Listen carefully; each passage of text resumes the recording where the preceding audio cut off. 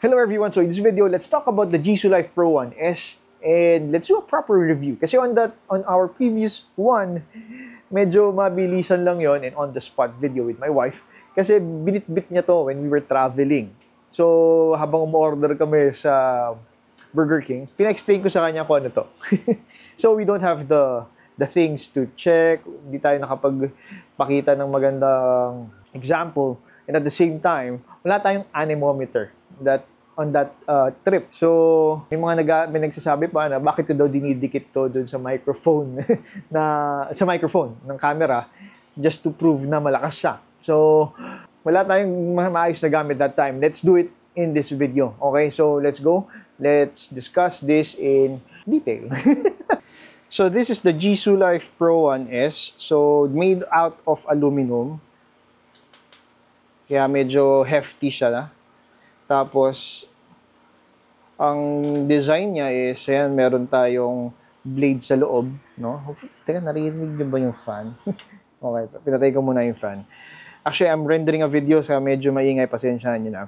So, ayan yung fan. Para siyang turbine sa loob. Pag sinilip natin, no?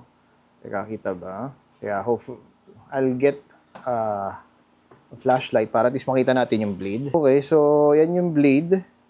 Yan, para at least kitang-kita natin. No? Para siyang turbine. Ayan, no? Kahit sa harap yan. Ayan, no? Oops. Okay, try natin. Medyo malakas tong flashlight natin. So let's talk about yung parts ng Jisoo Life. You got your USB Type-C here, no? Tapos your on and off switch here. Actually, it's a lock button, yun yung term nila, para hindi mo siya mabuksan while it is on your bag. Kasi, ang totoong on and off switch niya is this roller here. No? Pag pinindot mo yan ng isang beses, teka, i-on lang natin. So, yan, naka-on yan ha, naka-on. So, pag pinrest natin to, bubukas. Ayan. So, wag ko daw itapat sa microphone para at least hindi maingay. Okay? Okay, noted. Gawin natin. So, naka 1% lang tayo sa fan, no? Off uli natin. So, this is our on and off switch. Ayan. Battery life, makikita natin, 64. Tapos, yan, the volume of air, naka 1% lang tayo. No? Any portable fan, ganito lang din naman ang paggamit. Oh, it's nothing new. This is just a portable fan. Ang maganda kasi sa Jisoo Life is, I have used a previous fan from them. Sobrang liit, battery life is so good. So, ang tagal natin nagagamit. Teka, kunin natin. Para may example tayo. Okay, so this is the old Jisoo Life na ginagamit ko. And this is 2,000 milliampere. No? Until now, malakas pa rin ang battery life. It could last you a whole day. No? 1 or 2%. No? Malakas pa din naman. Sige, mamaya papakita ko sa inyo kung gaano kalakas yung dalawang to. So, we could compare it. And kayo na magsabi if whatever is stronger, no? You have 3 switches here. Lalakas siya, depende kung ano yung mode na pipiliin mo. Okay, so off natin. 2,000 mAh, so ibig sabihin maliit lang to. Jisoo Life Pro 1S is 5,000 mAh. So halos doble nito, may additional 1,000 mAh pa.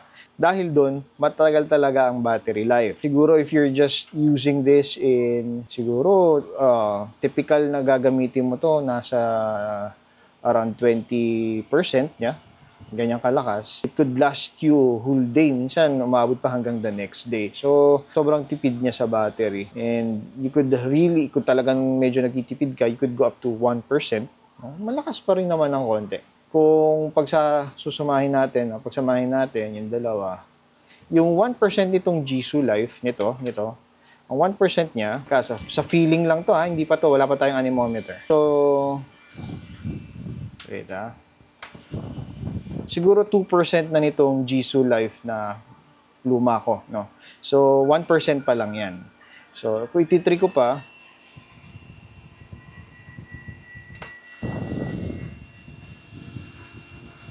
siguro 15% ng Jisoo Life Pro 1S, number 3 nitong maliit na to.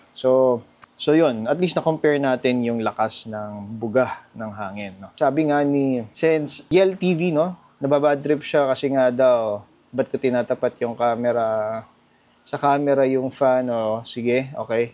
Di natin itatapat for this video para hindi ka na mainis. At the same time, ayan, sabi ni Ron Kazuya, paano ko daw nasabing malakas, wala naman akong anemometer. Okay, so noted. Here is an anemometer. No, at least we could see kung gaano kalakas yung magiging buga ng hangin. Hindi na tayo manghuhula, katulad ng sinasabi nyo. We'll be using this first, no? Maliit lang muna. So, 0. Teka, hindi kita. Hihina natin yung ilaw. Yan. So, hopefully kita. 0, no? Ayan. Ayan, naglalaro yung hangin, no? Okay? Kaya na ang humusga. Now, number 2. Okay? Yan. Naglalaro sa 3.3, 3.4. Okay? So, sige. Let's go with number 3. Yan. So, naglalaro tayo sa 4 meter per second. No? With the speed.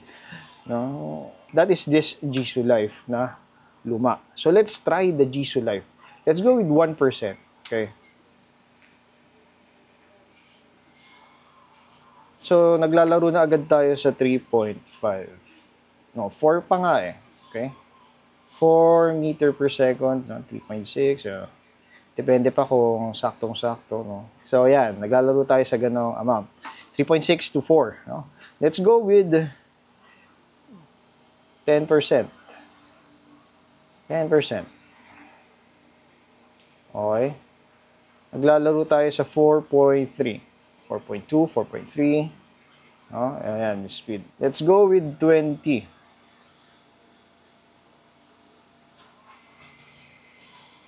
Okay? So, naglalaro tayo sa 4.6, 4.7. Maliit na yung pag-angat, no? By tens tayo, pero parang ang speed natin, halos point na lang ang inaangat. So, let's go with 50%. 50%. Para wala nang patumpik-tumpik. Natin ang speed. Okay?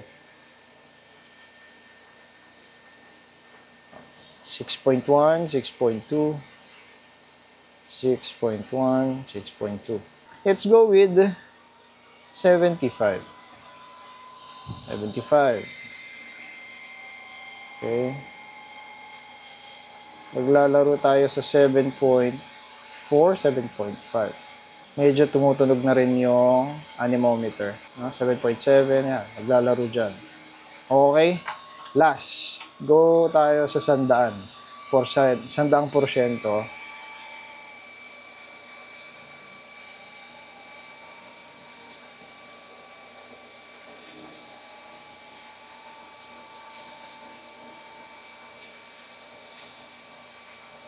Malaro sa 7.9 to 8. Okay? Okay. So, 7.9 to 8 meter per second ng 100%. Medyo maingay na rin siya, no? Para may kayo, lalapit natin yung microphone. Ayan, ganyan siya maingay. Sa 100%. Let's go with 1%. Ganyan na siya maingay. Okay. Mahina lang. Let's go with 25%. Yung normal na ginagamit natin siya. Yan, ganyan siya. Okay, so just a reference, no? Para at least may ma-visualize nyo yung lakas ng hangin. Itapat natin yung anemometer sa electric fan. Okay. So this is your typical Hanabishi tornado fan. Maliit, no? Pero malakas yung buga niya ng hangin kasi malaki yung surface area niya. Pero maliit lang yan. Portable, no? Pero itatapat natin yung anemometer para makita nyo yung lakas ng buga ng hangin. No? Diyan lang naglalaro yan. Number 3 na rin yan. No? Yan. Medyo... yan. Tingnan natin kung magbabago, kung sa ibang area nang gagaling yung hangin. Okay. So, naglalaro sa ganyang amount yung speed ng hangin na lumalabas from the fan. Okay? Para at least may reference kayo pag tinignan nyo to. Tsaka yung Jisoo Life Pro 1S. Okay? So, yan. Ganyan yung kalakas. Pero, syempre, mahina lang yan. Hindi siya kasing lakas. Kasi yung Jisoo Life, nakafocus yung buga ng hangin. So, para ma-visualize nyo yung lakas ng hangin, no? Let's go with the 1%. Ganyan lang kalakas, no? Lagay natin sa 25. Yung typical, no? Yan. Kaylee, don't touch it. Don't touch it. So, ganyan lang kalakas yung hangin. 25%. Let's go with 50.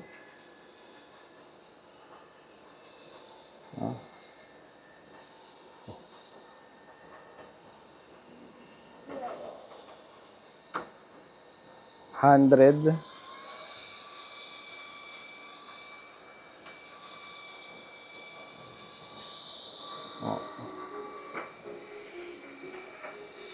Ito halaman.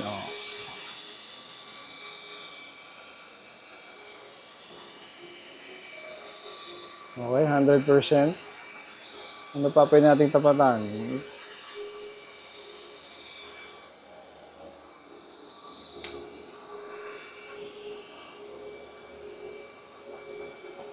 Okay, ito namang maliit na Jisoo Life. Number 1. Number 1 na yan, ha. Number 2.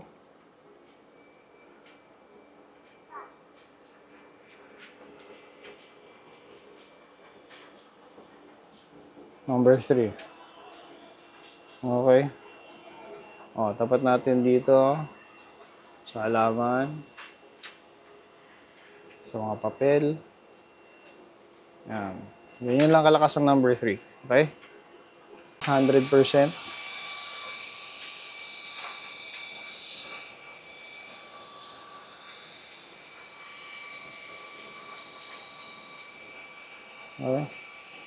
Okay. Okay.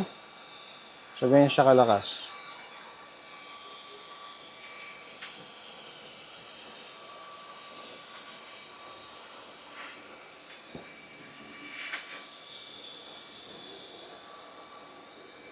Actually, ginagamit na nga din namin to pagka nag-iihaw, no? Gusto mo malakas na mabilis bumaga yung uling, no? Sobra, para na rin siyang blower. Okay. Yan.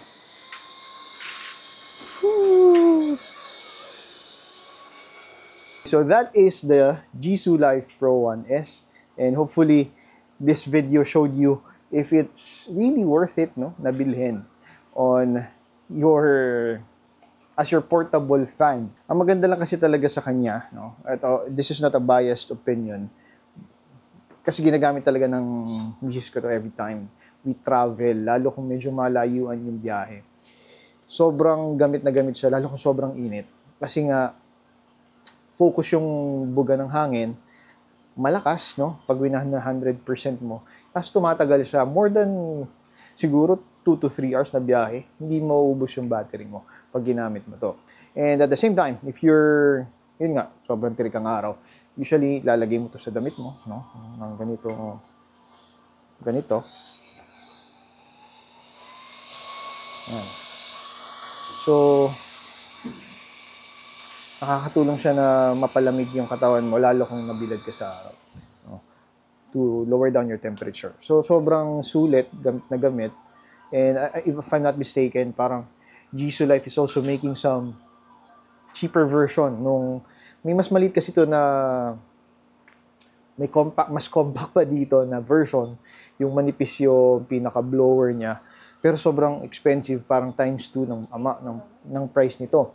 But I think Jisoo Life is now making a cheaper version, no, gawa sa plastic, no.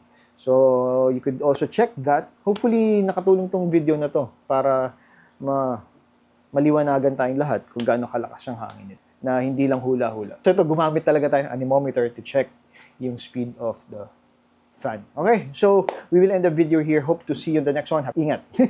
Bye-bye!